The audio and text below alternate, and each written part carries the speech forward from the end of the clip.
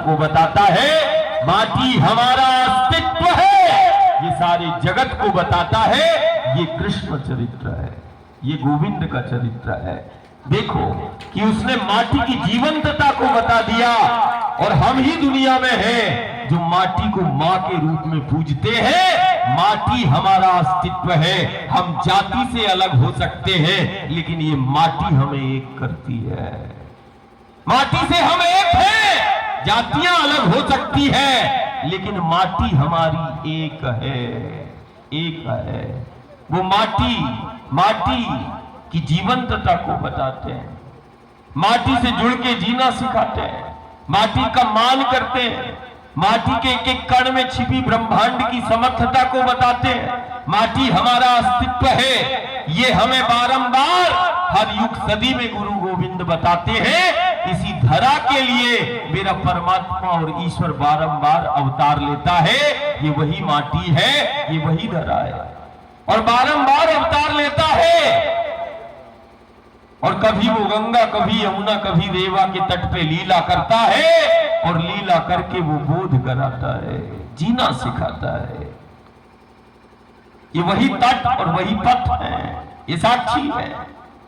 हम ही दुनिया में, हम ही दुनिया में है। आज गांव में चर्चा का विषय होता है कि नहीं, परिक्रमावासी आते हैं, कभी 50, कभी 100, आज कभी 200, कभी 300 परिक्रमावासी आते हैं। परिक्रमा तो हमने बताया, परिक्रमा तो हमारी साधना है। गणपति से लेके माता पिता, गुरु से लेके पेड़ पहाड़ों की, गोवर्धन कामतगिरी की, सबकी परिक्रमा करते। परिक्रमा एक साधना है, लेकिन जगत विख्यात है नर्मदा मैया की परिक्रमा। कौन सी शक्ति है ये, जिसके दर्शन की महिमा बताई, जिसका दर्शन जीव का कल्याण कर देता है?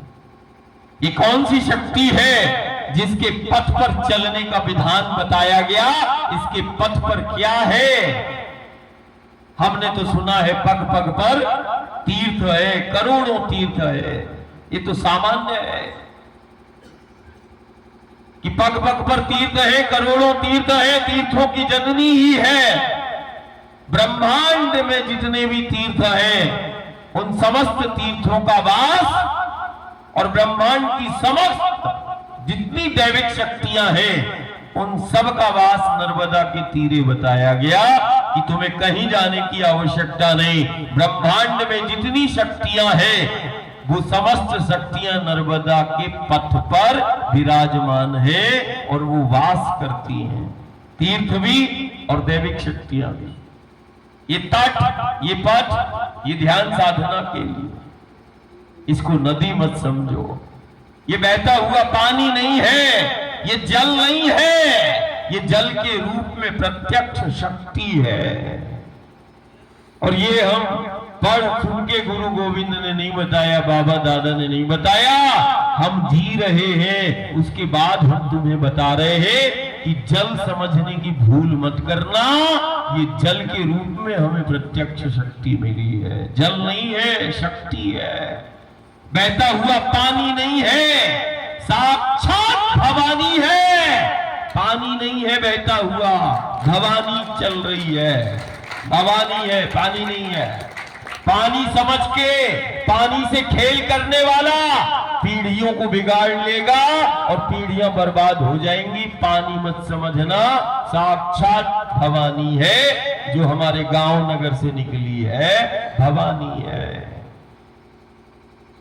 देख उसकी समर्थता, देख उसकी समर्थता, देख दिन में वायु पे चलाती है, हवा पे चलाती है।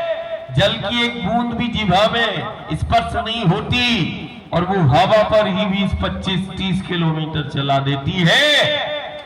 2 टाइम खा के भी और पानी पी के भी तू हापेगा, यहां तो मां हवा में ही चलाती है, वायु में ही चलाती है। ये देख उसका वेग, ये वेग, उसकी समर्थता बैठी है। ये प्रवचन वाला नहीं बैठा, ये जीने वाला बैठा है, जो मैं जी रहा हूं वही तुझसे बता रहा हूं कि जल नहीं है, जल की एक एक बूंद नर्मदा की